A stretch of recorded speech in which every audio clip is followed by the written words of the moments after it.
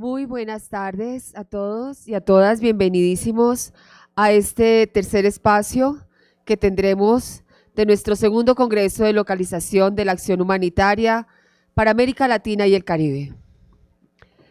Este tercer espacio es un panel sobre infancias en riesgo, protección de niños, niñas y adolescentes en contextos de conflicto y migración en Colombia. Este panel reúne a especialistas en protección infantil y a representantes estatales para examinar los riesgos que enfrentan niños, niñas y adolescentes, en su sigla NNA, en entornos de crisis humanitaria, conflicto armado y desplazamiento. Partiremos de una mirada histórica a los efectos del conflicto y las dinámicas de migración interna para luego presentar datos actuales sobre la situación de la niñez en riesgo. El diálogo se centrará en estrategias de negociación y coordinación interinstitucional que garanticen la protección de los niños, niñas y adolescentes, identificando avances, brechas y prioridades para la respuesta humanitaria. Tenemos en esta ocasión como moderadora a Hilda Molano, bienvenida, muchas gracias, de la Coalición contra la Vinculación de Niños, Niñas y Jóvenes al Conflicto Armado en Colombia, COALICO. Y nuestros panelistas serán Francisco Pulido, experto en protección de niñas, niños y adolescentes, y Víctor Hugo Olaya, de la Consejería Presidencial para los Derechos Humanos y el Derecho Internacional Humanitario. Es así, ¿verdad? Tendremos finalmente a la persona invitada que tú nos dices.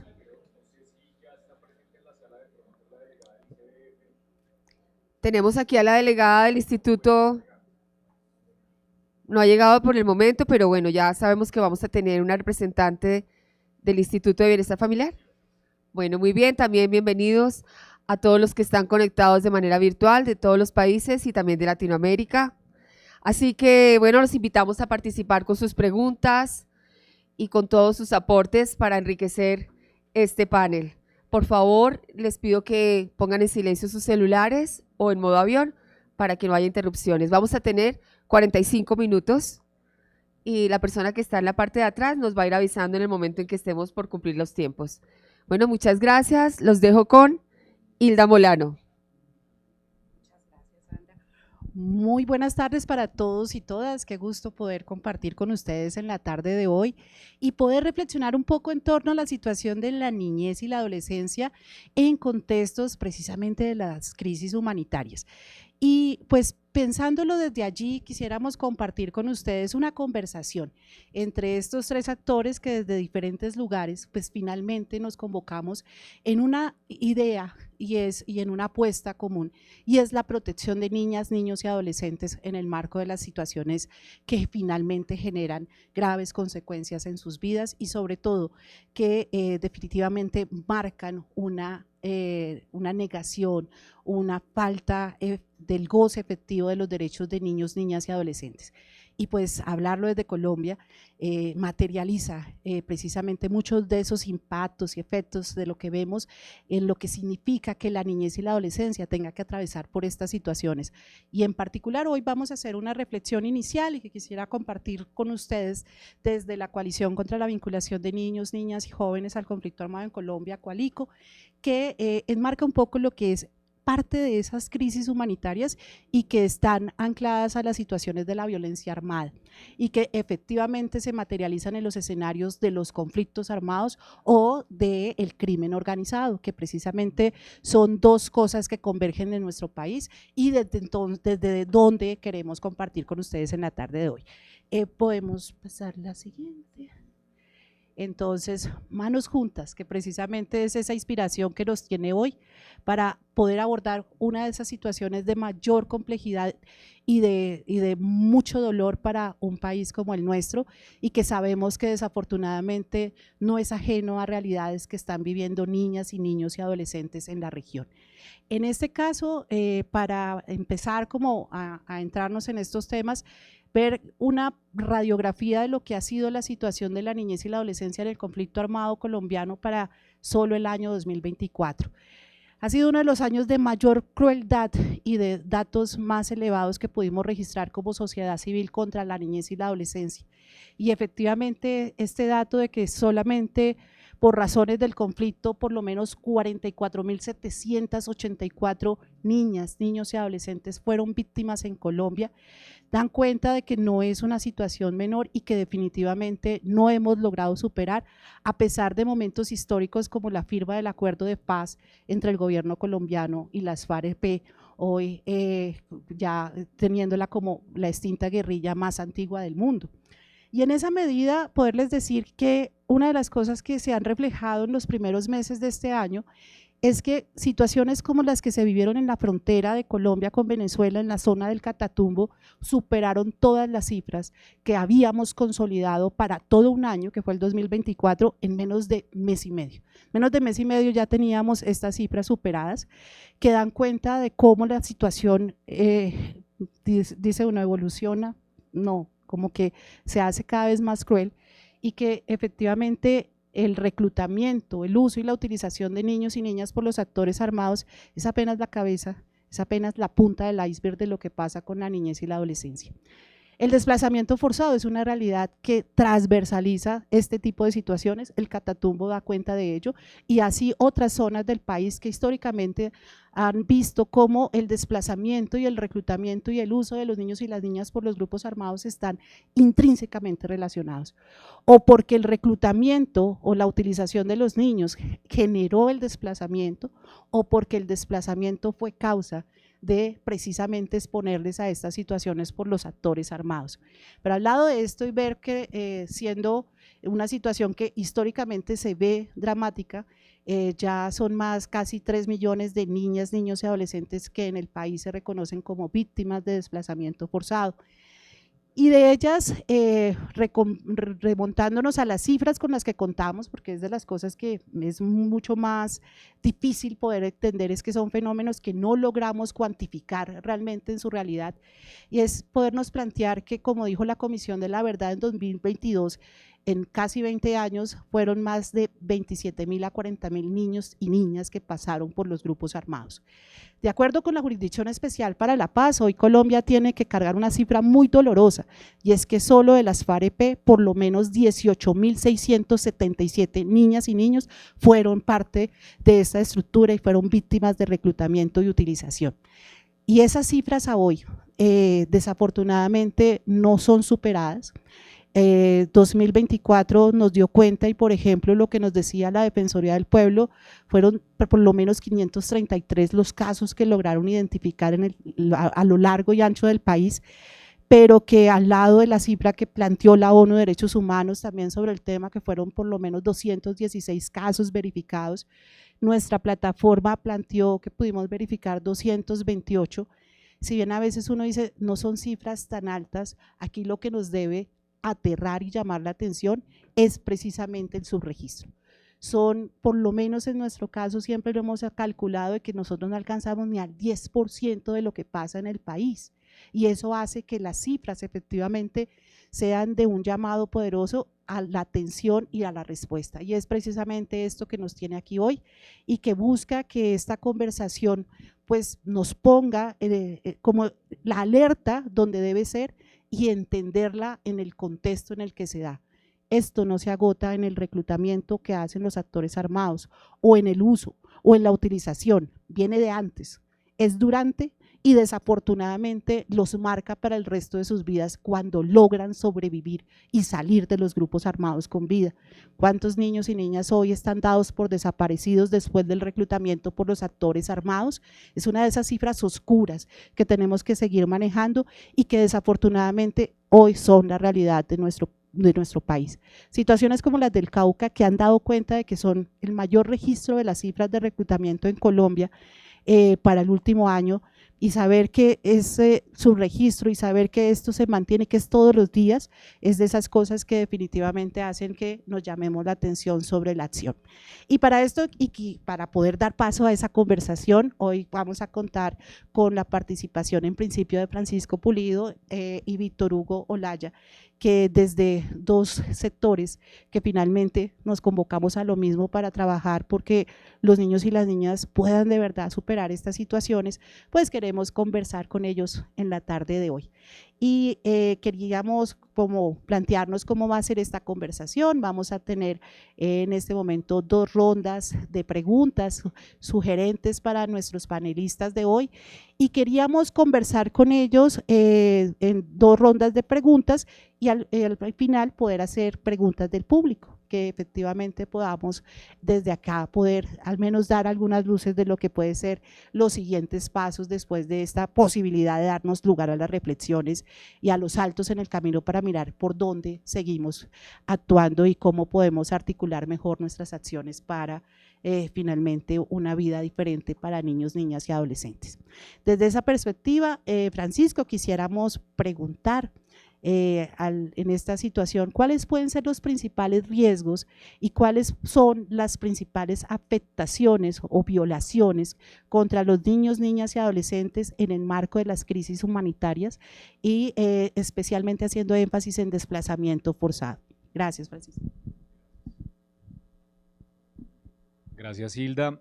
Muy buenas tardes para todas y todos. Mi nombre, como lo mencionaron, es Francisco Pulido. No asisto en representación de ninguna entidad, aunque llevo algunos procesos de consultoría con varias de ellas. Sin embargo, pues mi intervención está más enfocada en la experiencia que he tenido en la atención de crisis humanitarias desde el sector de organizaciones no gubernamentales que tienen acciones para la protección de la niñez, bien en temas humanitarios o bien en proyectos de desarrollo o bien también en programas de estabilización para la atención de población migrante venezolana. Entonces quería aclarar eso porque pues no vengo en representación de ninguna entidad. Creo que de la Defensoría del Pueblo en principio iba a participar alguien, no lo sé, y del ICBF que estamos pendientes de la compañera que va a venir. Ok, ¿ahí me escuchan mejor? ¿Sí? Gracias. La pregunta que hace Hilda y el contexto que nos da Hilda, yo creo que pues es un panorama preocupante, no es un panorama nuevo. Yo creo que desde todas las organizaciones en las que hemos venido trabajando conocemos cuáles son los riesgos que afectan de manera diferenciada a la niñez, pero en un congreso que es de localización de la acción humanitaria resulta especialmente relevante tener este enfoque de protección a la niñez. La localización no se puede seguir entendiendo únicamente como una perspectiva de naturaleza geográfica, del cómo nosotros logramos llevar a territorios que están normalmente en zona rural o rural dispersa la atención en crisis humanitaria o en la implementación de proyectos de desarrollo, sino que va más allá. La localización, como seguramente ustedes ya lo saben y lo han visto durante este encuentro y durante este congreso, tiene que ver con la triple localización que no solo es geográfica, es también etaria y es también cultural. Puede haber casos de comunidades étnicas que, perteneciendo a diferentes entidades territoriales, convergen con una identidad cultural e incluso con una lengua común, y esto hace que la atención en esos casos deba tener ese punto de la focalización y ese enfoque y ese lente particular de esa triple localización de la que les estoy hablando.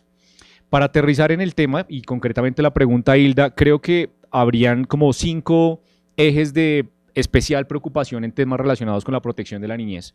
El primero, por supuesto, reclutamiento forzado, que no es el único. Reclutamiento forzado, uso y utilización de niños, niñas y adolescentes, las cifras son claras, el sistema de alertas tempranas de la Defensoría del Pueblo e incluso sistemas de alertas tempranas de organizaciones que lo vienen llevando como de manera autónoma han dado cuenta de cómo regiones como Arauca, Nariño, Chocó, Cauca, los niños y las niñas se están viendo cada vez más afectados por temas asociados al reclutamiento y por la transformación del conflicto y la aparición de nuevas organizaciones. El uso y la utilización cada vez está siendo un tema mucho más presente y más vigente que afecta de manera diferenciada los derechos de las niñas, los niños y los adolescentes. Segundo tema a tener en cuenta como principal riesgo, desplazamiento forzado múltiple, que es cuando las personas no solo son víctimas de un proceso de desplazamiento, sino que luego, llegando a un lugar, son nuevamente desplazados por causas múltiples que no son necesariamente la violencia, puede ser violencia estructural, temas como discriminación, falta de acceso a oportunidades, no sé, servicios y satisfacción de necesidades básicas, y especialmente en el caso de los niños y las niñas, la desescolarización que viene como consecuencia de estos procesos de desarraigo. Muy importante tenerlo en cuenta. Tercer ítem, violencia basada en género y violencia sexual.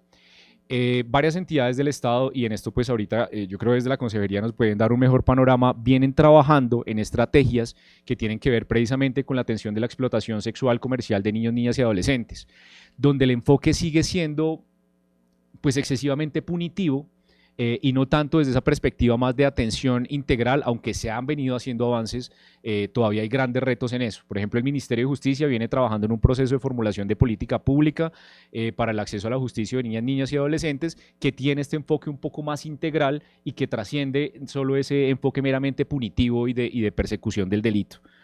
Cuarto, inseguridad alimentaria y desnutrición crónica. Este definitivamente es uno de los principales temas a tener en cuenta asociados a los contextos de las crisis humanitarias, no solo crisis humanitarias causadas por el conflicto armado, crisis humanitarias causadas por la migración y las crisis climáticas que cada vez vemos que tienen mayor incidencia asociadas a fenómenos como el fenómeno del niño, fenómeno de la niña, pero también deslizamientos, terremotos, bueno, y cuántas crisis pueden existir, tienen como una principal consecuencia de incidencia en temas relacionados con inseguridad alimentaria y desnutrición crónica en niñas, niños y adolescentes. Y finalmente, ya para cerrar y no agotar el tiempo, estigmatización de niños migrantes y refugiados venezolanos. En definitiva, las crisis humanitarias que tienen como un enfoque que es mucho más complejo y que no solo está asociado al conflicto, como lo mencionaba, en los casos de las crisis migratorias, con lo que está ocurriendo en el proceso con la migración venezolana, y con otras migraciones, porque no es la única, migraciones haitianas, como ocurre y lo hemos visto en el tránsito del Darién, migraciones de personas de origen cubano, migraciones incluso de personas ecuatorianas durante el recrudecimiento de, no sé, esos hechos de violencia que vimos hace 1 y 2 años, han generado situaciones y contextos de estigmatización y señalamientos, pero especialmente a las niñas y niños venezolanos. Esto pues nuevamente replica patrones de vulneración de derechos a niñas, niños y adolescentes, y con eso pues yo quisiera como acotar esas que son para mí principales preocupaciones. Estoy seguro que hay muchas más, pero lo dejaría como hasta ahí. Gracias. Muchas gracias, Francisco, y efectivamente esto implica abrir esa mirada de donde se ven los niños, niñas y adolescentes afectados en las crisis humanitarias y que definitivamente terminan teniendo unas líneas muy delgadas, unos límites que terminan interconectándose y generando pues efectivamente más vulneraciones de los derechos de la niñez y la adolescencia.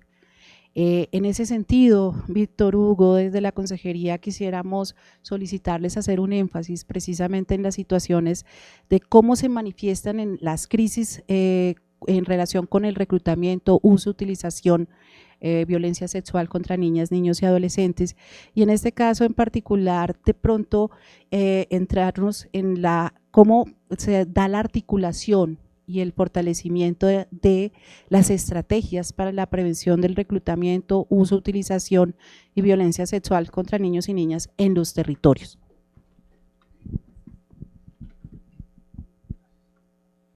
Gracias, Hilda. Buenas tardes a todos y todas. Un saludo muy especial desde la Consejería Presidencial para los Derechos Humanos y el Derecho Internacional Humanitario. Ahí, para que quede allá bien. Listo, perfecto. Hacer como una pequeña introducción. Digamos que la Consejería es la encargada de llevar la Secretaría Técnica de la CIPRUNA, que la CIPRUNA es ese espacio donde convergen 19 entidades del Estado encargadas de alguna u otra manera de la protección de los niños, niñas, adolescentes, y que es la que tiene ahí la capacidad y la responsabilidad de dinamizar la política pública de prevención. Pero reiterar que la Consejería es la Secretaría Técnica y que en esa medida, en ese espacio que está la CIPRUNA, las otras entidades también tienen responsabilidad frente a esta situación. Yo tenía aquí preparado como una serie de puntos, pero quiero tomar porque ya lo he escuchado varias veces: reclutamiento forzado. Esto de forzado nos implica hablar de una voluntariedad que es muy cuestionable frente a este fenómeno.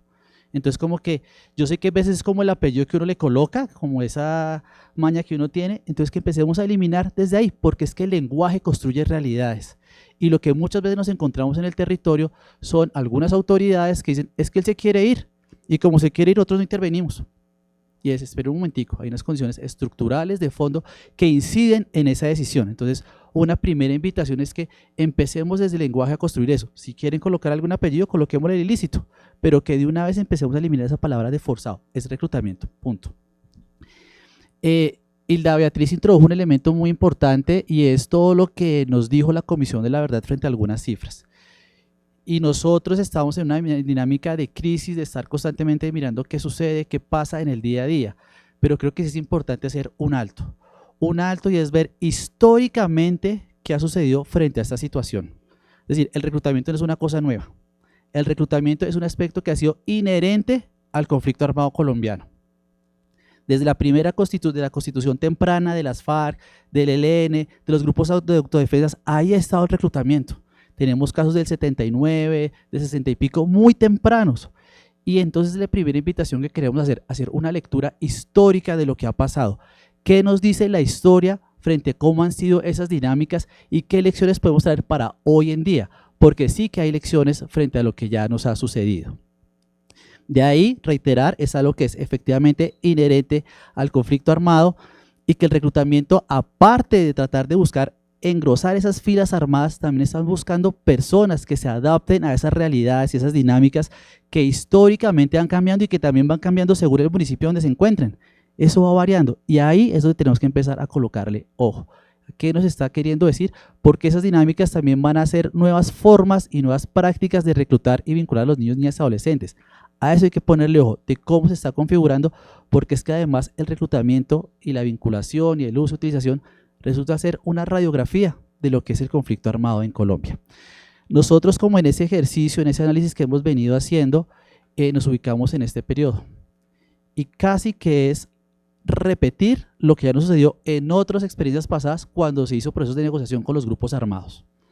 La más reciente antes de las FARC fue todo lo que pasó con las Autodefensas Unidas de Colombia, donde ya se advertía, cuidado, cuando se hacen estos procesos de negociación hay disidencias o hay grupos que se rearman y eso va a hacer que en las zonas de territorio donde estos grupos salen entre una disputa fuertemente. Está pasando, está sucediendo actualmente. Esas zonas donde las FARC dejó está la disputa territorial, con algunos que son disidencias, con los grupos armados, y vean lo que les decía, cómo para darle ojo a esa lectura histórica y lo que esa historia nos está enseñando, precisamente para no repetir y estar muy preparados. Entonces, eso es lo que sentimos que está sucediendo.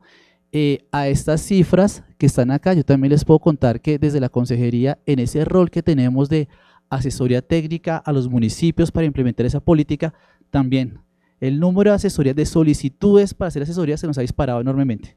Al día fácilmente los puede estar llegando entre 15, 20 asesorías de distintas partes del país diciendo necesitamos que nos ayuden. Entonces esas cifras también se refieren al territorio, pero también todo lo que son las alertas tempranas, una serie de alertas tempranas, y hoy en día casi todas las alertas tempranas vienen con ojo a la situación de la vinculación de los niños y que necesitamos asesorías técnicas para que ayuden a implementar estrategias en los territorios. Pero también en todas las órdenes judiciales de restitución de tierras siempre está acompañada esta situación. Entonces, los números que nos presentaron, pero también vean cómo también hay un llamado de los territorios a través de toda esta situación que está ahí. Entonces, era como contar ese panorama, eso, de unas dinámicas que actualmente tienen unas particularidades. Y hay algo que sí que es nuevo para esto que tenemos hoy en día, y son las redes sociales. Estamos supremamente preocupados de cómo hoy en día las redes sociales están siendo usadas para vincular a los niños, niñas y adolescentes. En TikTok, en Facebook, por canales de WhatsApp, y todo eso está ahí. Nosotros hemos tenido algunos diálogos para tratar de generar algunas estrategias, pero lamentablemente como que eso se sube hasta ahí y no podemos hacer nada y no tenemos control. Pues resulta que tenemos que hacer algo. Porque aquí prima el interés superior de los niños y las niñas y las redes sociales están siendo un factor de riesgo. Ahora, es una vaina como curiosa, ¿no? Porque hay lugares donde no hay conectividad, entonces un poco la queja es no tenemos conectividad y eso nos impide desarrollar algunas estrategias, pero decimos, uy, hay lugares donde hay conectividad y los niños logran acceder a todo este contenido que precisamente lo está colocando en riesgo. Situaciones como, por ejemplo, lugares donde el microtráfico ha aumentado y hay una tensión mayor de microtráfico, encontramos cómo los niños y niñas están siendo vinculados a través del consumo de sustancias psicoactivas. Entonces, eso está ahí. Efectivamente, un alto índice de niños y niñas en riesgo y también que se ha reclutado niños y niñas indígenas y afro. Es lo que más nos está marcando en estos momentos. Da cuenta de la geografía del conflicto armado y dónde se está concentrando. Ese es un escenario que tenemos hoy en día y es como el llamado, revisemos esas lecciones que nos ha dado la historia del conflicto armado colombiano para empezar precisamente a hacer esas acciones de prevención. Frente a esa articulación de los territorios, pues es empezar a reconocer que precisamente son las comunidades, las organizaciones sociales quienes tienen la experticia para hacer frente a este tema, que las estrategias más efectivas están allá. Nosotros desde el orden nacional le echamos cabeza y pensamos y hacemos una cosa y la otra, pero ves la misma estructura del Estado se vuelve tan paquidérmica que nos permite tener ese acompañamiento cercano. Y es ahí cuando las comunidades han sido muy importantes. Conocen el territorio, conocen a los niños y las niñas, saben cuáles son los elementos de protección que están ahí y hemos reconocido eso y queremos reconocer que ahí es donde está la experticia. Pero esto no implica que nosotros deleguemos la responsabilidad en las comunidades para hacer prevención. Eso no, es todo lo contrario. Cómo desde la consejería y desde las entidades de la CIPRUNA podemos apoyar esos ejercicios que están en lo local. También muy en coherencia con un mensaje del presidente de la República, y es que la planeación hay que hacerla desde los territorios, que hay que romper esa mirada de centralidad. Y aquí en el tema de la vinculación de los niños es muy claro y es muy evidente. Entonces estamos haciendo ese tipo de ejercicio y lo que hemos hecho desde la consejería, desde la misma CIPRUNA, es empezar a llevar esa CIPRUNA a los territorios. Entonces, hoy en día la CIPRUNA, algunas de sus sesiones se hacen en los territorios con unas sesiones preparatorias. En estas sesiones preparatorias asisten los niños y las niñas de esos territorios a los que se van a ir. Y son los niños y las niñas quienes advierten cuáles son las situaciones de riesgo y hacen propuestas. Y esas son las que nosotros tomamos y llevamos a CIPRUNA directiva para que sobre eso se tomen decisiones. Entonces, es empezar a llevar la CIPRUNA a los territorios. ¿Qué otra cosa también estábamos realizando? Tenemos un plan de acción para este año, algo que también ha sido histórico frente al conflicto armado, pero que hoy en día tiene más fuerza, es más visible, es cómo la escuela, eso que pensábamos que era un espacio de protección, se ha convertido en escenario de riesgo porque también ha sido captado por estos grupos para vincular a los niños y niñas. Y desde ahí un esfuerzo que estamos haciendo, y es centrar las acciones de la CIPRUNA en las escuelas, para que las escuelas vuelvan a ser ese entorno protector. Pero además porque en las escuelas no solo están los niños y las niñas, también converge la familia, la comunidad, se vuelve un centro de referencia muy importante. Entonces consideramos que ahí puede ser ese punto. ¿Cómo hacemos ese diálogo territorial?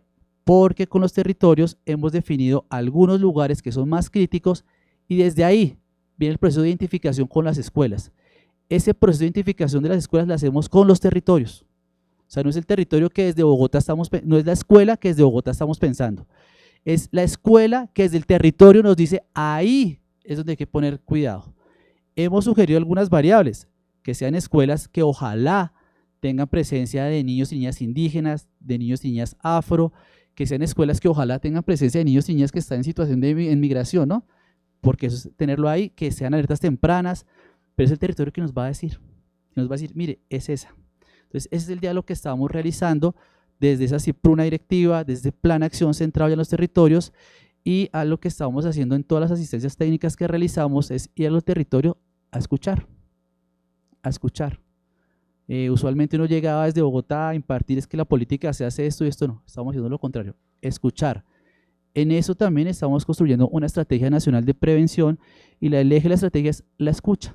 Entonces hemos preparado una serie de visitas a territorios donde nos hemos sentado a escuchar a la gente, a escuchar a los niños y a las niñas, y ahí seguimos con ese ejercicio, sentarnos a escuchar y poder identificar cuáles son esos cómo que desde el territorio nos indican para identificar los mínimos de una estrategia nacional de prevención, desde luego con unas particularidades en cada uno de esos territorios.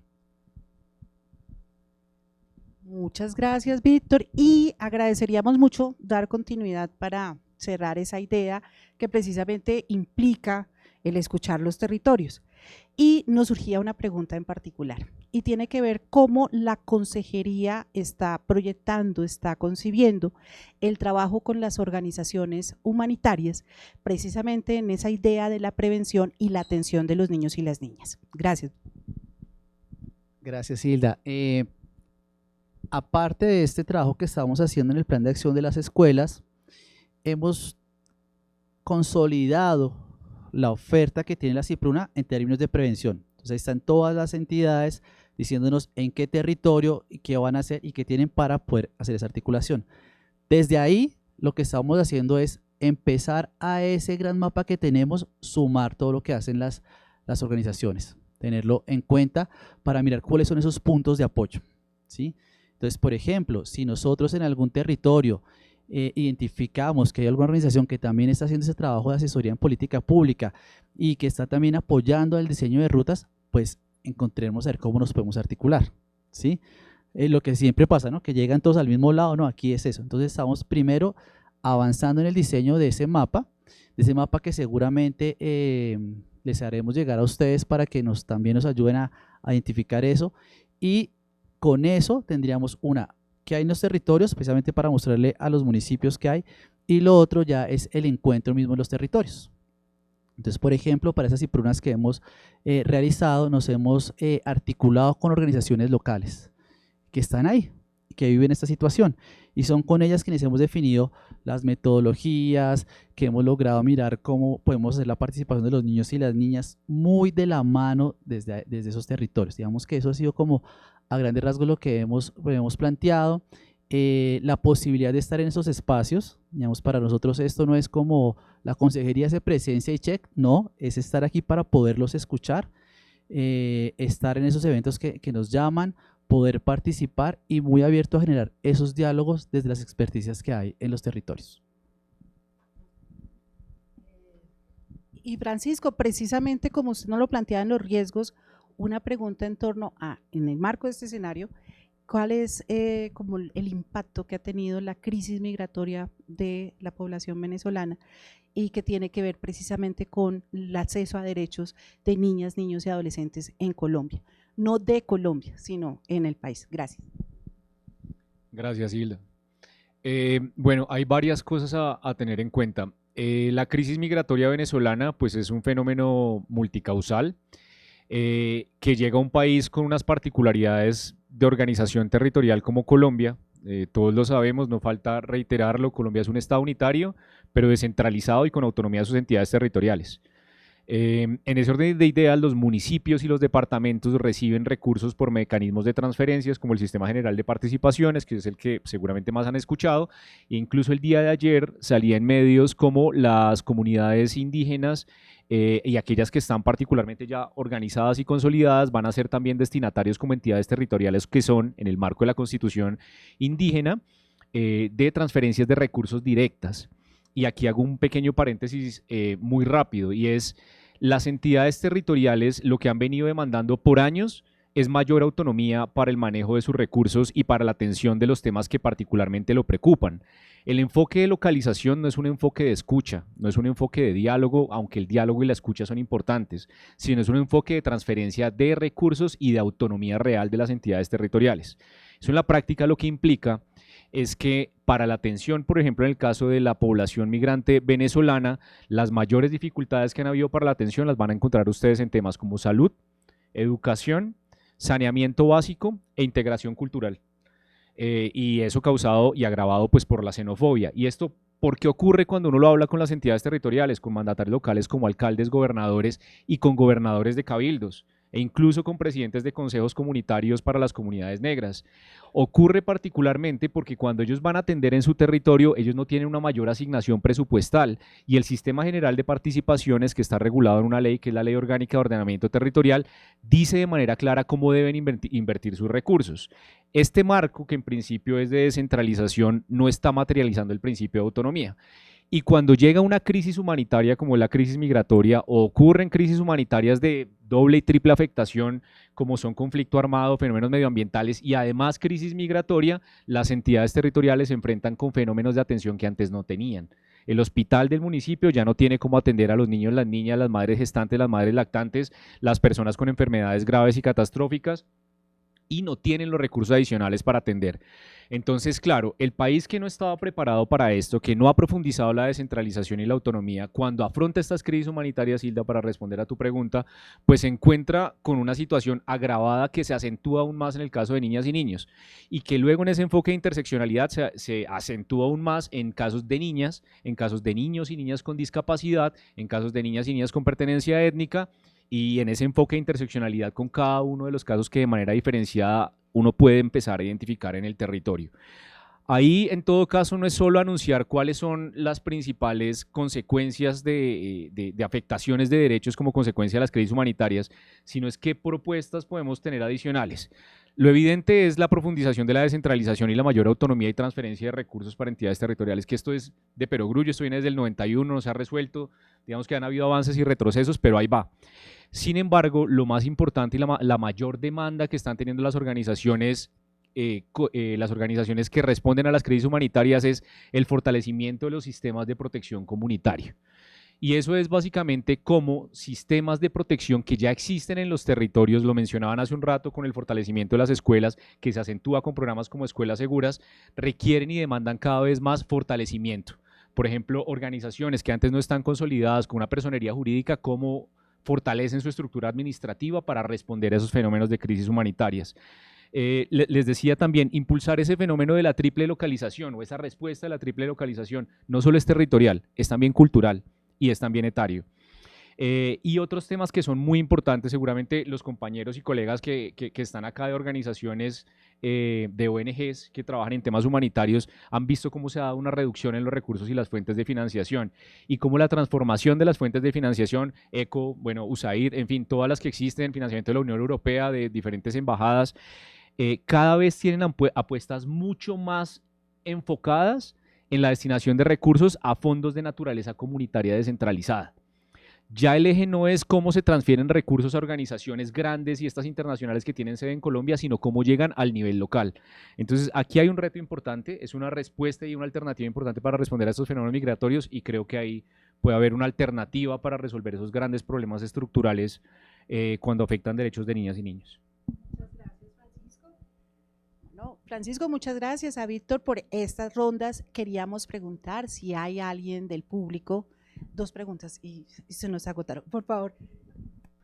Bueno, agradezco que esté la consejería aquí. Soy de una organización que se llama Fuerza de Mujeres Guayú, que hemos asumido una responsabilidad que es del Estado. Y es fortalecer las escuelas educativas rurales en La Guajira, que hay unas deudas históricas. Una, debe haber un trabajo de articulación intersectorial como implica el Plan Decenal de Educación, que a veces está escrito, pero otra cosa es la realidad.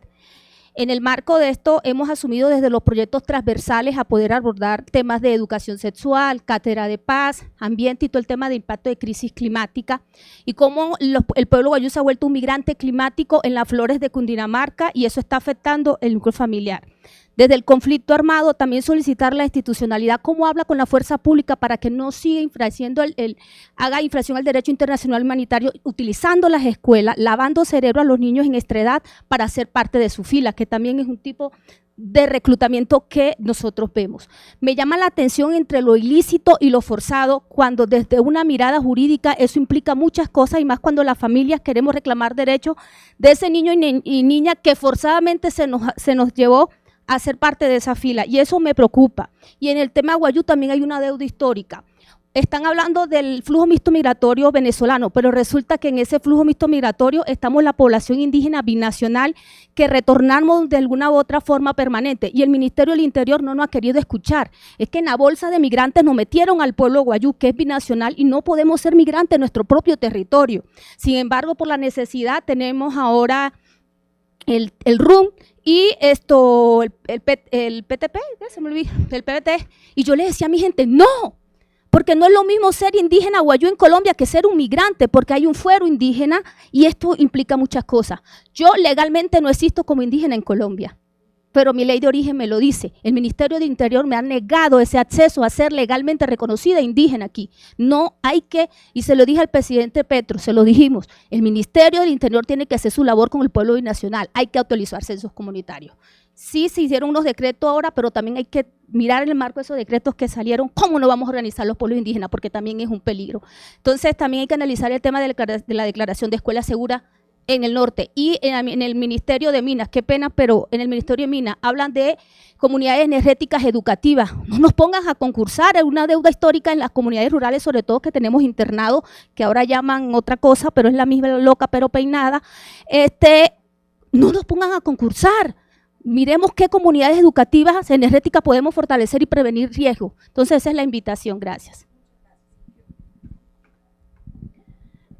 Bueno, yo tengo 2 preguntas. Y como organización de los pueblos indígenas de la Amazonía, del Guaviare, pueblo Jiu, la organización de Juntanse Mujeres del pueblo Jiu, de 2 departamentos. ¿Cuál es la ruta y enfoque diferencial que están manejando ustedes como consejería para poder atender a estos niños que están en riesgo y seguimos viviendo esa situación más de 100 años y que no hemos visto ningún impacto real por parte ni del gobierno ni de cooperación? No sé, hay muchas organizaciones que vengo, primera vez como mujer, como organización de mi pueblo, que vengo a participar en este espacio, pero veo que hay muchas garantías, hay muchos derechos, pero que en el territorio nunca se refleja. Como el tema de reclutamiento, nosotros los pueblos tenemos un auto que es 173 del año 2012, donde los derechos de toda la rama del gobierno de los 19 ministerios se le obliga que se le debe de garantizar todos estos derechos de protección como mujer, la niñez y todo el pueblo, pero no hemos visto. Y yo como organización estamos haciendo las acciones que el Estado debería de realizar, que es protección a las mujeres y garantizarle los derechos a los niños y a las mujeres a la participación política, en la reparación de ellas, de los daños que hemos sufrido, ¿sí? La segunda es, ¿cuáles son los pueblos étnicos que ustedes han identificado en Colombia? Porque en Colombia no vemos dos etnias, somos más de 150 lingüística y cosmovisión propia y cultural. Entonces, ¿cómo pueden caracterizar eso? ¿Cómo pueden visibilizar eso? Porque trabajan con un solo pueblo y dicen, ya hicimos las acciones. Entonces, quería como dejar eso como en reflexión. Gracias. Muchísimas gracias, y ya hacia el cierre de nuestra conversación de hoy, le vamos a dar la palabra a Víctor Hugo para que nos pueda dar unas líneas sobre las preguntas que nos han planteado las dos compañeras, y finalmente para Francisco poderle preguntar en términos de cuáles pueden ser las recomendaciones para mejorar la respuesta institucional y humanitaria en la protección de la niñez en Colombia. Y con eso entonces iríamos cerrando. Nos quedan apenas 5 minuticos, 3 minutos para Víctor, 2 para Francisco, y vamos cerrando nuestra conversación. Listo. Trataré de responder rápidamente, de acuerdo con lo que ustedes dicen, es así. Varias cositas. Uno, nosotros como consejería, cuando vamos a los territorios, a las autoridades que son las encargadas de hacer los equipos de acción inmediata y las rutas, recomendamos, más allá no podemos hacer más. Hemos recomendado que no hayan campañas cívico-militares. Eso que no hayan campañas cívico-militares, que en las rutas tempranas de prevención, pues que el ejército haga las funciones que tiene que hacer en otro lado, pero no ahí. Lo hemos recomendado, pero ya quien toma la decisión es la autoridad local, ¿sí? Y ahí obviamente hemos tenido unos diálogos con el Ministerio de Defensa, pero eso lo tenemos en el mapa y eso es algo que quiero contarte que estamos realizando.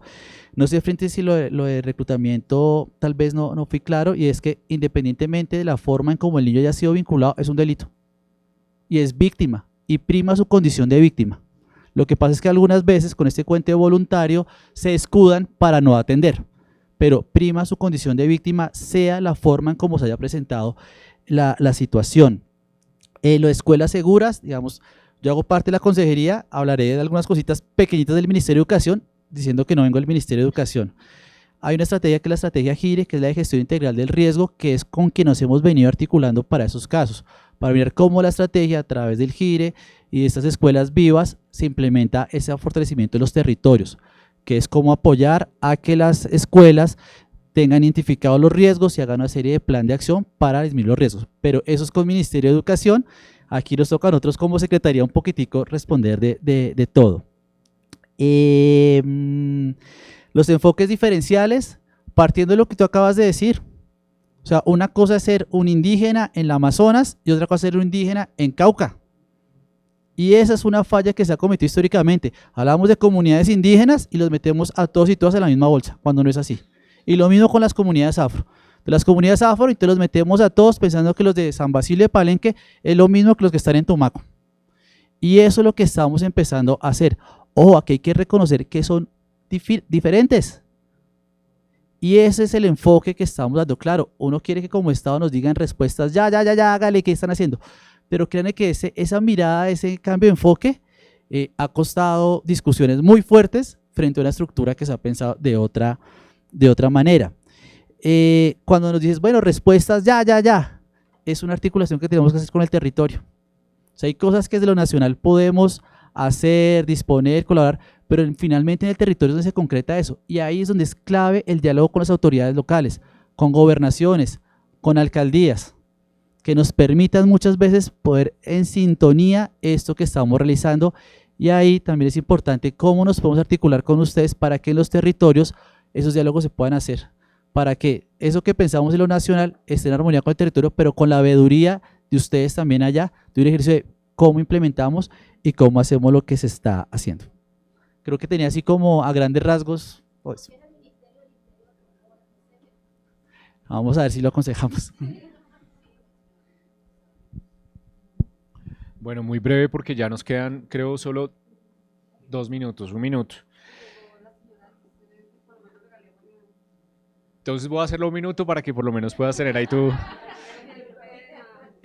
miren, es que es un tema tan amplio, pero en cuanto a respuesta institucional y organizacional humanitaria que se puede proponer, hay muchísimas alternativas, pero hay una que es estructural, es de fondo, y me gustaría que ustedes que tuvieron el interés de participar en un espacio de niñez dentro de un congreso de localización, se la lleven. Se llama, y seguro la conocen, Descolonización de la Acción Humanitaria. Eso tiene que ver precisamente con que las fuentes de financiación con las que se atienden las grandes crisis humanitarias en el mundo vienen particularmente de fuentes que tienen su sede principal, su origen y su enfoque en el denominado norte global, y en esa lógica entienden los fenómenos de las crisis bajo esa perspectiva que es, pues no corresponde muchas veces con los territorios. Entonces por eso muchas veces nos llegan propuestas de respuesta humanitaria que no responden a la crisis humanitaria y que están entregando kits de ayuda y canalizando un montón de recursos de manera desarticulada. Primero eso, que seguro es un tema que si ustedes lo estudian en profundidad es apasionante porque es una nueva forma de colonización cultural y del aprendizaje y del conocimiento y de la atención de las crisis humanitarias que se está dando por esa transferencia de recursos de norte global a sur global. Otra muy importante, que ya es más práctica, tiene que ver con la creación de sistemas locales de alertas tempranas. Hay un sistema nacional de alertas tempranas liderada por la Defensoría del Pueblo, en el que participan otras entidades de la Defensoría Pública, pero las comunidades locales cada vez están haciendo desarrollos de alerta que son realmente tempranas en el territorio para resolver estas situaciones. Y finalmente, mecanismos de financiación directa y flexible a organizaciones locales, que pues el nombre prácticamente lo dice todo, pero es cómo se llaman esos recursos a organizaciones de raíz comunitaria y local. Yo creo que lo dejo ahí porque no nos da para más. Gracias. Francisco, Víctor Hugo, muchas gracias. Le damos la bienvenida y un agradecimiento muy especial a la doctora Ángela Cabrera, directora nacional de Infancia y Adolescencia del Instituto Colombiano de Bienestar Familiar. Y doctora, sabemos que llegamos al cierre del conversatorio, pero sí nos gustaría tener unas palabras del Instituto Colombiano como cabeza del Sistema Nacional de Bienestar Familiar, acompañante de todos estos procesos en protección de la niñez y la adolescencia, y pensar precisamente en términos de esas estrategias y ese trabajo que se puede fortalecer desde la institucionalidad y desde el rol del ICBF en materia de prevención de reclutamiento, uso, utilización y violencia sexual. Con la doctora Ángela cerraríamos el conversatorio y ya nos vamos. Una recomendación, la próxima un poquito más de tiempo para la niñez y la adolescencia en el Congreso. Gracias, muy buenas tardes. Me lo voy a pegar acá todo junto, pero igual me perdí toda la presentación. Veo que hay una cámara, seguramente la pueda ver en algún otro momento, y estos espacios de reflexividad puedan seguir transitándose no solo en los pocos minutos que tenemos. En nombre de la directora general Astrid Eliana Cáceres y la subdirectora general del Instituto Colombiano de Bienestar Familiar, les doy un saludo. Ya entenderán la situación en la que a nivel nacional el bienestar familiar está hoy atendiendo en ruedas de prensa, y es esa la razón por la cual ellas no están acá. Ejerzo como subdirectora de Infancia y Adolescencia en todos los procesos de promoción de derechos y prevención de riesgos y vulneraciones, y es un gusto saludarles, acompañarles en este salón pequeñito en el que se gesta el entorno familiar, en el que se gesta el pensamiento también por la niñez y la adolescencia de este país. Y pues bueno, veníamos preparadas para 4 preguntas. Sé que estuvieron seguramente muy nutridas aquí con la presencia de los compañeros colegas que han han venido participando de estos ejercicios también de la prevención del reclutamiento desde hace muchos años, como lo es Cabalico, en Posta. Y bueno, desde la institucionalidad, contarles que pues venimos trabajando en varias formas de dinamización de trabajo en el territorio. El trabajo en el territorio no es solamente la dinamización de una política pública nacional de infancia y adolescencia 2018-2030, que tiene unas instancias en el territorio, que tiene unas líneas de política transversales. El trabajo no es solo del nivel nacional, ni es solo aprenderse las 8 realizaciones, desde las cuales una especialmente tiene que ver con el desarrollo de capacidades, habilidades, talentos, destrezas, posibilidades de multiexpresividad que tienen las niñas y los niños. Dinamizar estos escenarios de construcción y de vivencia de la política pública en el territorio es entender que es desde el territorio, desde donde suceden las lógicas y relaciones que se gestan entre la cultura y la sociedad, cómo podemos hacer las grandes transformaciones.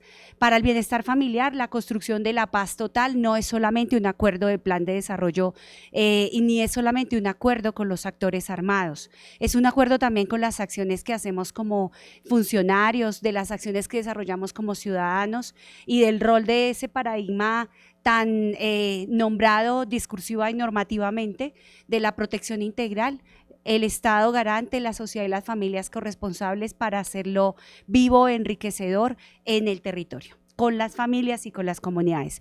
Es por eso que en las direcciones, tanto de protección, que no correspondo, digamos, deberíamos ser todos protección.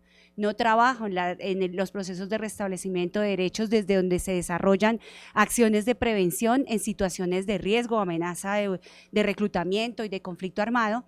Sin embargo, que es una de las grandes tensiones que tenemos y que es uno de los grandes caminos por donde los procesos humanitarios pueden llegar a salvar vidas y nos han ayudado a salvar vidas para que la lógica de la activación de las rutas que debemos realizar también como entidad, pues tengamos también ese aporte, ese soporte de las ayudas humanitarias en situaciones de emergencias. Y es con esta ayuda y por supuesto también con la identificación de los liderazgos territoriales, de los líderes, lideresas con pertenencia étnica y comunitaria, y también con las familias organizadas que podemos nosotros seguir contribuyendo en ello. Es así que desde la Dirección de Familias y Comunidades especialmente trabajamos en 3 programas, uno específico que es Tejiendo Interculturalidad, en el cual especialmente las poblaciones con pertenencia étnica tienen la oportunidad de presentarnos los proyectos que a su bien tienen para el desarrollo y la atención, el fortalecimiento de las familias, incluidas niñas, niños y adolescentes. Presencia para la convivencia, y el otro programa Somos Familia, Somos Comunidad, que se han desarrollado desde este enfoque de la prevención más que de la atención en restablecimiento. Y por supuesto la Estrategia Nacional Atrapasueños, que tiene una historia en Bogotá, tiene una historia en la alcaldía de la Bogotá Humana, y esa historia también era entrar a los territorios en donde no se logra entrar sin esos permisos o esas conveniencias también que se tienen con los grupos o actores armados, y lograr también desarrollar en el campo in situ estas actuaciones de arte, deporte, acompañamiento psicosocial, trabajo desde la cultura y sobre todo desde el reconocimiento del cuerpo. Yo creo que si nosotros entendemos la comprensión de las emociones, no solamente en la gestión como si fueran actos administrativos, sino en la educación emocional y la educación corporal, desde antes de nacer, yo creo que muchos de los problemas y dilemas que tenemos hoy podrían resolverse un poco mejor. Lamento mucho haber llegado tarde y contarles que nuestra estrategia y compromiso también contra la violencia hacia la niñez, que tuvimos el último encuentro en el mes de noviembre, en el que asistieron más de 119 países aproximadamente, en el cual Colombia hizo una promesa país para poner fin a las violencias. Y la promesa se llama tiempo. Vamos a intentar llegar a tiempo y me excuso con este mensaje para que en la sincronía, en la sinergia también de las instituciones, de las familias, en los tiempos también que no son los mismos tiempos institucionales que comunitarios ni familiares, logremos sincronizar un poco estos calendarios que ya el cambio climático nos ha ayudado a entender que se cocina diferente. Perdón mi extensión en el tiempo y pues espero que en otros escenarios sigamos construyendo esto que hemos llamado Crece la Generación para la Paz. Bueno, muchísimas gracias, doctora Ángela. Les ofrecemos disculpas a todos por el tiempo, pero bueno, realmente tenemos que seguir adelante con nuestra agenda, que ya estaba planeada, y como tenemos otras actividades en el auditorio principal, debemos continuar. Entonces, queremos dar las gracias también a Francisco Pulido, a Víctor Hugo Olaya y a Hilda Molano por este panel. Muchísimas gracias. Y seguimos adelante con nuestro cuarto espacio, que es una ponencia a cargo de Cindy Rodero.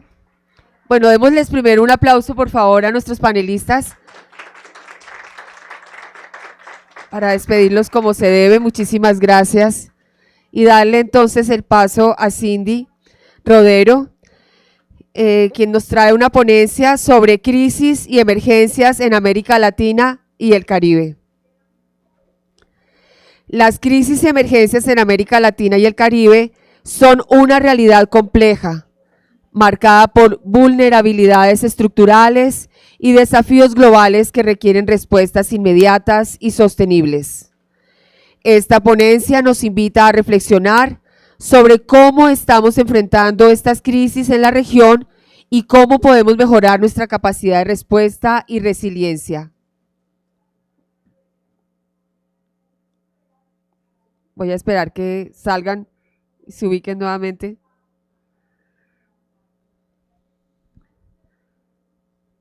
Bueno, muchas gracias. Cindy Rodero será la encargada de guiarnos a través de este análisis, ofreciéndonos una visión crítica y constructiva sobre las emergencias que impactan a millones de personas en nuestro territorio. Así que, bueno, démosle la bienvenida a Cindy. Como siempre, entonces, también les recomendamos apagar sus celulares y estar muy activamente con sus preguntas y propuestas también para esta ponencia. Muchas gracias, Cindy, te damos la palabra.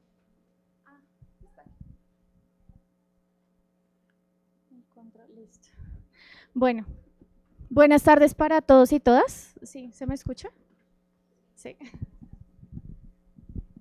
Bueno, es un gusto estar aquí con ustedes para presentarles esta información que pues hemos recolectado a través de nuestros socios locales en la región, en el marco del programa Europana.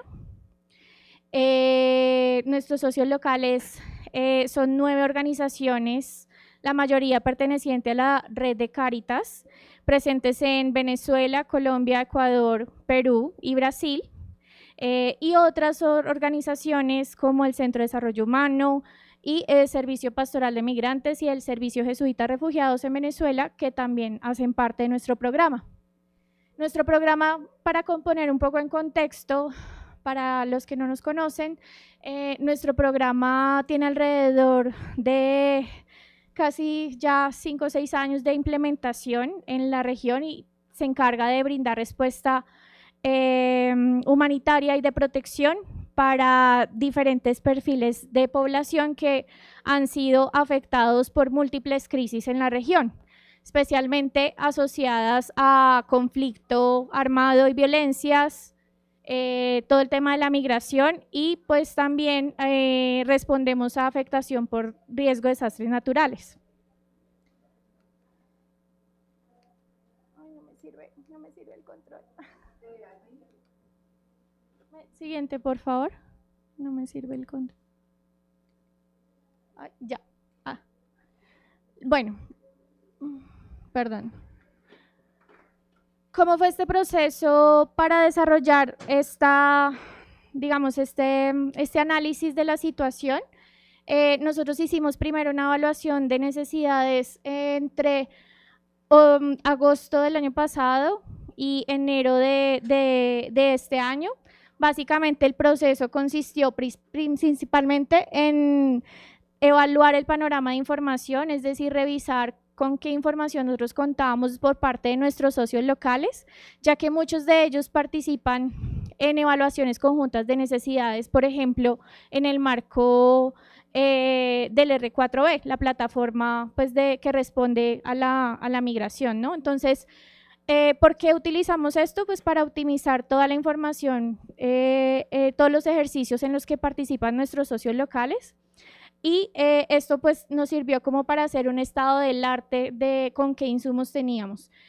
Nosotros también tenemos en el programa Europana un sistema de monitoreo de toda la respuesta humanitaria, y allí también recolectamos información de nuestros beneficiarios. Eso también lo utilizamos como insumo para triangular toda la información cuantitativa y con la información cualitativa que posteriormente ya fuimos recolectando a través de encuestas, de grupos focales, de informes de observación directa, también de entrevistas a actores clave en la región. Dentro de esos actores clave nosotros entrevistábamos a actores también, otras organizaciones humanitarias, pero también a instituciones especialmente enfocadas en los temas de protección, también a líderes comunitarios y por supuesto a actores también que hacen parte de nuestra red Cáritas y de las de iglesia, ¿no? Al ser nosotros también la mayoría Cáritas, organización basada en la fe. Entonces, ¿por qué también tuvimos en cuenta este tipo de actor?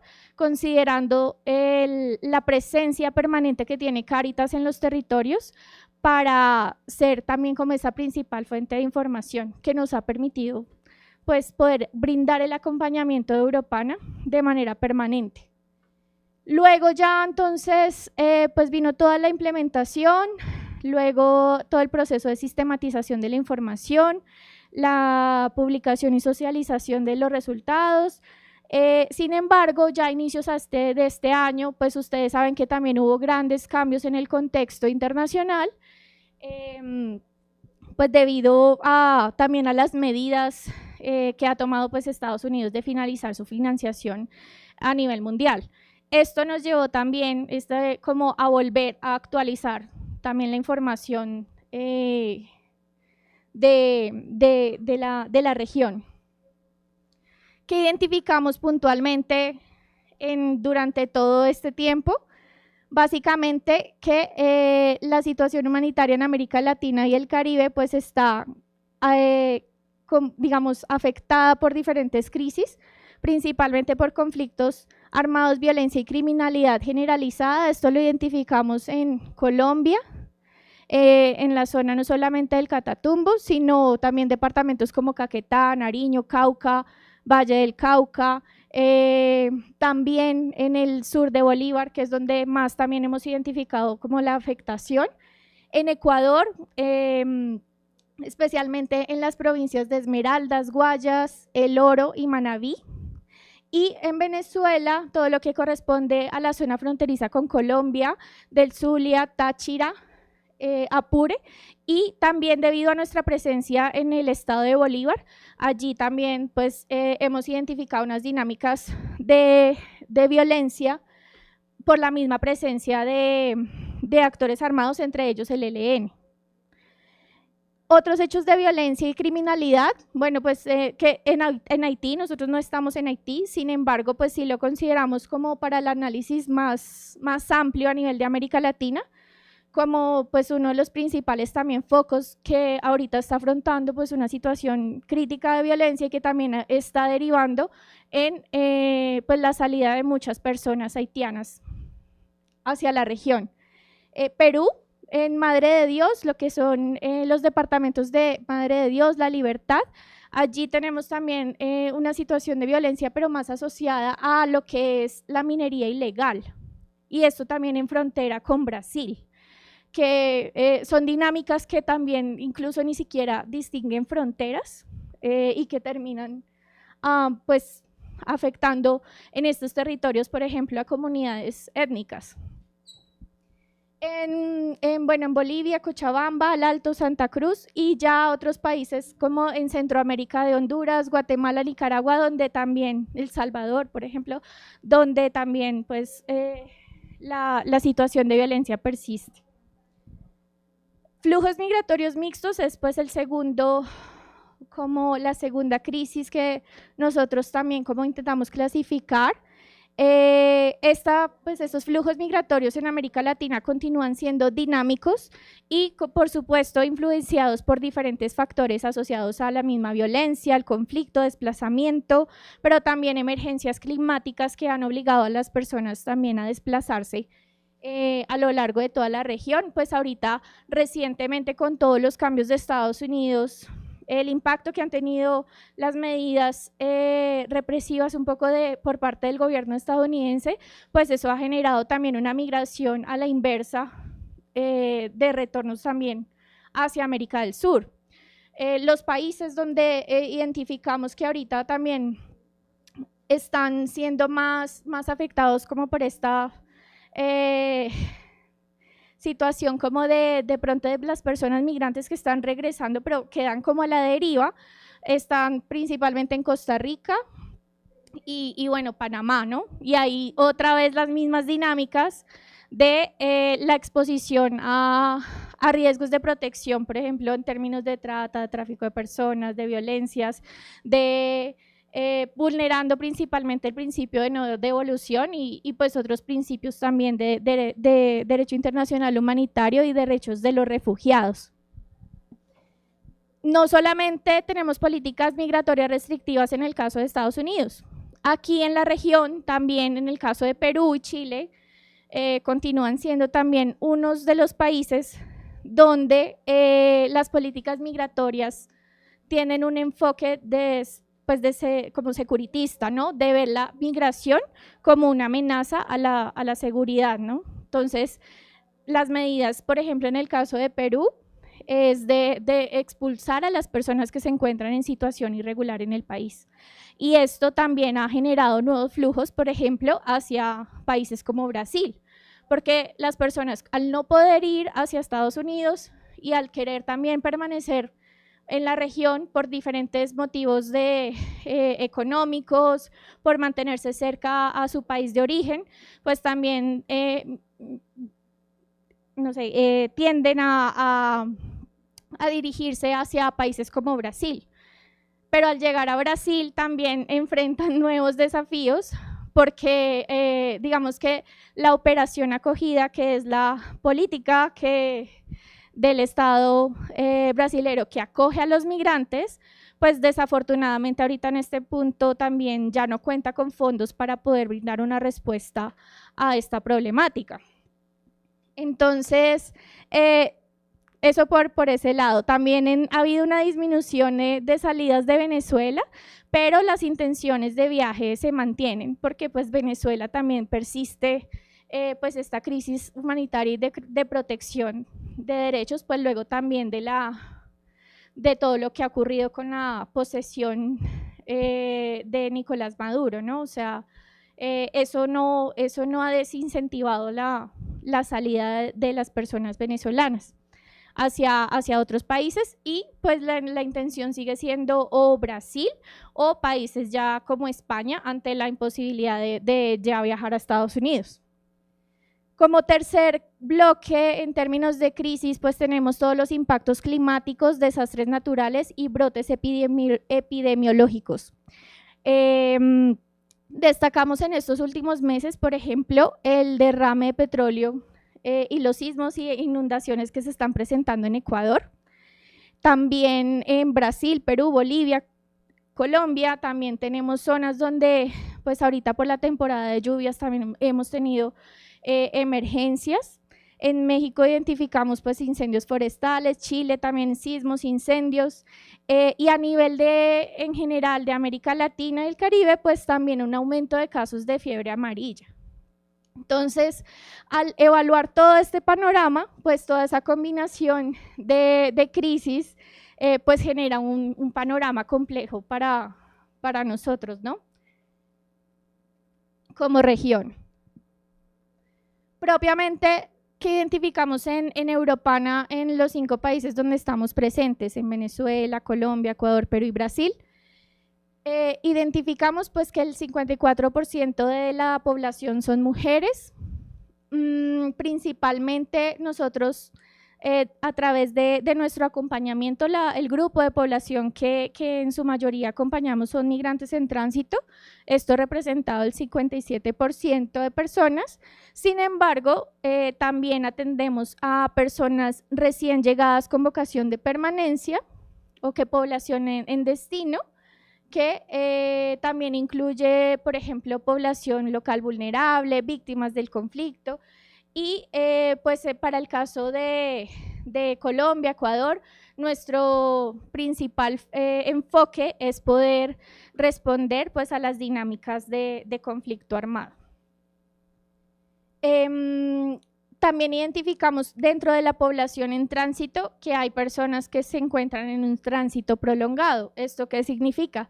Son personas que ante la dificultad de tener ingresos para continuar su viaje, por problemas de salud, porque también no cumplen con los requisitos de ingreso para entrar a un país, deciden establecerse temporalmente en parar su viaje y quedando prácticamente a la deriva sin ningún plan ningún proyecto de vida de continuar, ¿sí? Y a eso, pues en contextos como países como Ecuador, como Colombia, pues eso sumado a las mismas dinámicas de conflicto, pues eso genera también una doble exposición a riesgos de protección.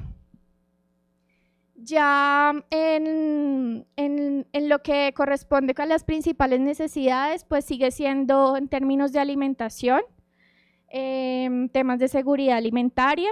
Luego tenemos en temas de protección, especialmente en todo lo que tiene que ver con necesidades de protección internacional de personas, por ejemplo, lo vemos principalmente en Perú, personas que están siendo expulsadas de este país al no cumplir los requisitos para permanecer en Perú, pero que llegan a Brasil, que llegan a Ecuador, a Colombia, otra vez sin un plan de viaje, ya migrando por segunda, tercera vez, y también con necesidades primero de regularizarse, y las personas que salen de Venezuela también con necesidades de protección internacional y que no tienen intención de volver porque pues se ve en riesgo su vida o su seguridad. Estos perfiles nosotros los priorizamos también, pues porque son digamos, considerando las zonas donde estamos presentes, que en su mayoría son zonas de frontera entre estos países que menciono, pero no son excluyentes también a otro tipo de perfiles o necesidades que se puedan identificar, ¿no? A nivel de cada territorio. ¿Cuáles son los grupos de población más vulnerables? Entonces, por supuesto, niños, niñas y adolescentes en riesgo. Venezuela, Colombia, Ecuador, pues en estos países los actores armados pues reclutan, usan a los niños, niñas y adolescentes en actividades ilícitas, temas de narcotráfico, explotación sexual, ya para el combate directo. Mientras que en Brasil y en Perú, por ejemplo, la falta de recursos económicos pues los expone también a otras situaciones como trata con fines de explotación sexual incluso, y pues todo lo que tiene que ver con trabajo infantil. Otros riesgos pues que hemos identificado en este grupo de población son pues el tema de abandono, separación familiar y desnutrición. En la zona norte de Brasil y la parte amazónica, la presencia pues de comunidades indígenas también, entonces allí los niños pues también sufren una mayor vulnerabilidad en términos de desnutrición. Mujeres en riesgo, en los diferentes perfiles, tanto de migrantes en tránsito como vocación de permanencia, las mujeres o víctimas del conflicto y desplazamiento, las mujeres también siguen siendo uno de los grupos de población más vulnerables en términos de violencia de género, de acoso, de trata con fines de explotación. Pero algo muy interesante, por ejemplo, de las dinámicas en la frontera entre Brasil y Perú, igual en el marco de estas actividades ilícitas asociadas a la minería, las mujeres digamos, hemos identificado mujeres también migrantes que llegan a esta zona con falsas promesas de trabajo y que pues terminan siendo sujetos de explotación. Estrategias negativas de afrontamiento que este grupo pues también utiliza, digamos, a cambio por sus necesidades, pues es el intercambio de sexo por protección, por dinero, por transporte, a veces por el mismo acceso a servicios básicos en alojamiento, en alimentación, y en contextos ya de Colombia, Venezuela, Ecuador, pues la alta exposición también a temas de reclutamiento forzado. Desafortunadamente, en el caso de violencia basada en género también la falta de mecanismos efectivos de protección, a veces también el miedo de las mujeres a denunciar, pues hace que exista también una invisibilización de lo que ocurre realmente con ellas. Y de que ellas no prioricen también, por ejemplo, priorizan muchas veces cuando son migrantes, priorizan su ruta, su viaje, a poner una denuncia. Las afectaciones a la salud mental en general para toda la población, pero en el caso de las mujeres, pues también empeora cuando son víctimas o sobrevivientes de violencia basada en género. Ya las mujeres gestantes y lactantes, pues de las 10.783 mujeres que caracterizamos a través de Europana, solo pues el 1% se encuentra en estado de gestación y lactancia, pero pues este grupo pues es particularmente vulnerable por todas las, digamos, la falta de acceso a necesidades básicas en alimentación, en alojamiento, protección, agua potable, medicamentos y pues atención médica, por ejemplo, igual en la zona sur del Perú, en la zona de Puno, Desaguadero, pues donde se exponen también a climas extremos del altiplano, pues este grupo de población también es principalmente uno de los más afectados. Y personas mayores, pues el 12% de la población que caracterizamos son personas mayores de 50 años, que también pues no tienen ninguna red de apoyo para digamos, para generar ingresos, especialmente, por ejemplo, en países, en Venezuela, que son la población, uno de los principales grupos poblacionales, personas mayores dejadas atrás, que son quienes decidieron no migrar hacia otros países y que quedaron a cargo pues sobre todo de niños o que quedaron solos y sin ningún tipo de apoyo. Entonces, esta población también en el caso de Venezuela se enfrenta principalmente a necesidades en temas de nutrición, seguridad alimentaria. Eso como para mencionar. Bueno, lo de personas que requieren protección física y jurídica. Por lo mismo se exponen a detenciones arbitrarias, deportaciones, falta de acceso a protección internacional y bueno, pues ahorita lo hemos sentido un poco más con la finalización también de algunos servicios especializados que manejaba también organizaciones como ACNUR, que pues digamos ya eso ha sido también uno de los efectos de que no podemos generar también remisiones, derivaciones a estas organizaciones para que la población reciba una atención especializada y se está generando pues también una brecha muy alta. Hogares monoparentales y bueno, no me voy a tener tanto, y comunidades étnicas, principalmente pues Wayuu en países como, bueno, acá en Colombia, en la zona de La Guajira y del lado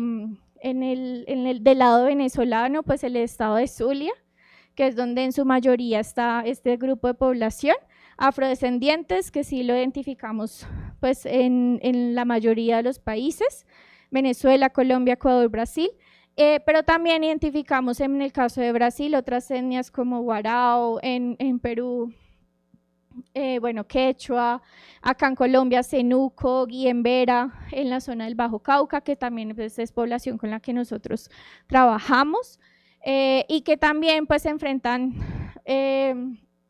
vulnerabilidades adicionales pues, en comparación a otros grupos de población. Los principales riesgos, digamos que en su mayoría identificamos asociados a población víctima del conflicto, pues es todo el tema de reclutamiento y desplazamiento forzado. Y ya para perfiles que son migrantes, perfil de población migrante en tránsito, lo que identificamos fueron robos y extorsiones, trata y tráfico, y en el caso de violencia basada en género, eso sí fue algo como un riesgo transversal a todos los perfiles de población. Básicamente, ya para ir cerrando mi espacio en términos de brechas de atención y otras barreras que concluimos que se presentan en la región, pues como ya lo mencionaba, la creciente complejidad de la crisis es que ha aumentado pues todas las necesidades humanitarias y riesgos de protección. Eso genera entonces esos escenarios mixtos que donde se combina migración, conflicto, riesgo de desastres naturales, pero que requieren también respuestas pues mucho más integrales por parte de nosotros como actores humanitarios. Luego, la falta de financiación sostenible. Si bien la reducción de fondos tuvo como un hito muy alto ahorita con la decisión de Estados Unidos, esta también no es un caso aislado, porque ya pues varios países también en Europa han venido ya reduciendo o finalizando también su financiación en términos de ayuda humanitaria. ¿Por qué? Porque ha ocurrido también esto, pues sobre todo porque estos países han tendido a priorizar otros aspectos nacionales ya propiamente relacionados con términos en temas de seguridad, de desarrollo, y pues han recortado los fondos. La insuficiente capacidad de respuesta estatal con enfoque de derechos. Bueno, pues el ejemplo más claro pues es Haití, que es el caso más grave que persiste, digamos, el colapso estatal. Pero tenemos pues esa brecha también muy alta en términos de respuesta del Estado en el caso de Ecuador. Y es que allí pues todavía no hay como tal ese reconocimiento, digamos, no hay una política pública que responda al desplazamiento forzado. Y eso pues genera muchos vacíos también de protección. Y en el caso pues, de Colombia, los sistemas de protección, la burocracia que también existe un poco en nuestro país, pues también a veces dificulta el que se logre como esa atención integral a las víctimas del conflicto y del desplazamiento. Brasil, como lo mencioné anteriormente, también pues ha sido el país donde incluso venía siendo un país muy modelo en la región para respuesta a la migración, pero desafortunadamente también por fondos pues no ha tenido como esa limitación para poder continuar en la respuesta en el marco de la operación acogida, que es el nombre como tal del programa, la política de la política estatal en respuesta a la migración. Las limitaciones del acceso humanitario. Estos también es otro de los puntos clave que nosotros identificamos a nivel regional, especialmente, o bueno, no se excluye solamente más bien a temas de conflicto armado y violencia. No solamente lo identificamos acá en Venezuela, en Colombia, en Ecuador, sino por ejemplo también en países como Brasil y Perú, y también asociado pues a barreras geográficas. Lo mismo, y temas logísticos que dificultan que nosotros lleguemos a las comunidades. En el caso de Venezuela, por ejemplo, una de las principales barreras ha sido pues todo el tema de barreras burocráticas y administrativas para el acceso a los territorios de las zonas más rurales del país. También por las medidas impuestas también a las organizaciones internacionales, a la, digamos, asociación de las organizaciones humanitarias con temas relacionados con la oposición o como con infiltración por parte del gobierno de Estados Unidos. En las fronteras ha habido detenciones del personal humanitario, entonces ha sido muy difícil trabajar en este contexto. Sin embargo, pues afortunadamente, gracias al trabajo también de Cáritas y a esa presencia permanente, digamos en el caso de nosotros, hemos podido permanecer en los territorios. En Ecuador, digamos, acá ahorita yo creo que Francisco puede contarnos un poco sobre la situación de acceso humanitario en Ecuador, pero también allí el panorama es complejo por todo el tema de la violencia y pues los conflictos que hay por el control territorial entre los diferentes grupos armados que hay en este país. Y también pues por barreras geográficas como lo que ocurrió ahorita con el tema del derrame de petróleo, con las inundaciones. Otros países donde también tenemos afectaciones en términos de acceso humanitario, bueno, Haití, Honduras, Guatemala, Nicaragua y México. Falta de voluntad política en la gestión migratoria, lo que ya mencioné, de países como Perú, Chile y propiamente Estados Unidos de vulnerar el principio de no devolución y tener una política migratoria de seguridad represiva incluso. Y como punto 6, desafíos en la coordinación interinstitucional. Un ejemplo claro de este punto puede ser lo que ocurrió en el Catatumbo. Acá en el caso de Colombia, a inicios de este año pues hubo un desplazamiento masivo donde pues se afectaron más de 48.000 personas por estos hechos y otros como pues homicidios, amenazas, reclutamiento, bueno.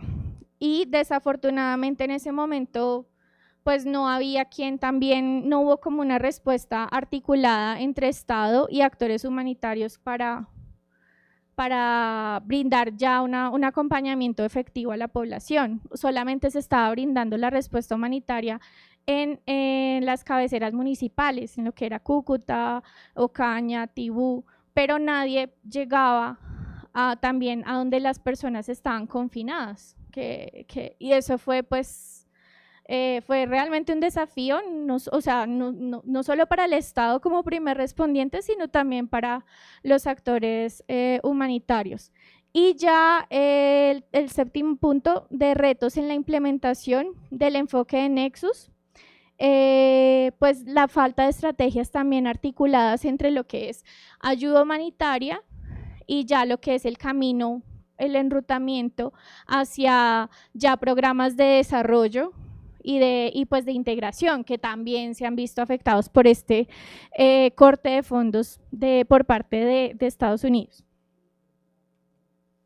Bueno, ya luego de esto, o más bien hasta aquí, quisiera saber si tienen alguna pregunta, algún comentario, también conocer un poco cómo es su perspectiva y su visión de lo que ocurre en América Latina y el Caribe. De pronto, Francisco, que nos vas a ayudar a complementar tu experiencia, pues el caso de Ecuador. Muchas gracias, Cindy. Muy buenas tardes con todos. Bastante interesante lo que tú nos estás mostrando, que sin duda refleja muy claramente lo que está pasando en nuestra región con todos estos acontecimientos que día tras día tenemos, tal vez por la ubicación geográfica, pero no solamente por la ubicación geográfica, sino también por el contexto social, político, el cual estamos viviendo Ecuador y pues muy similar a los países vecinos de la región como tal.